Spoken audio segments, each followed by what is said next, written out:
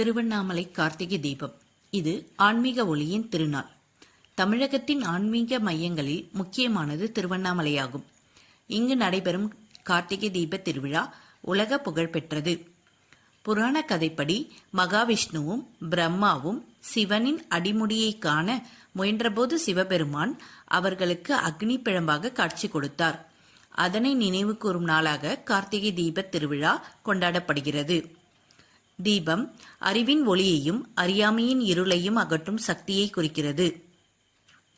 கார்த்திகை தீப திருவிழா இந்த வருடம் நவம்பர் 24ஆம் தேதியில் கொடியேற்றத்துடன் தொடங்கி 10 நாட்கள் நடைபெறும். கடைசி 10வது நாளில் சுமார் 2668 அடி உயரத்தில் உள்ள மலையின் உச்சியில் மகாதீபம் வரும் டிசம்பர் மாதம் 3ஆம் தேதியில் ஏற்றப்பட உள்ளது. பல்லாயிரக்கணக்கான பக்தர்கள் அண்ணாமலையாருக்கு அரோகரா என்று முழக்கமிட்டு தெய்வீக தரிசனம் பெறுவார்கள்.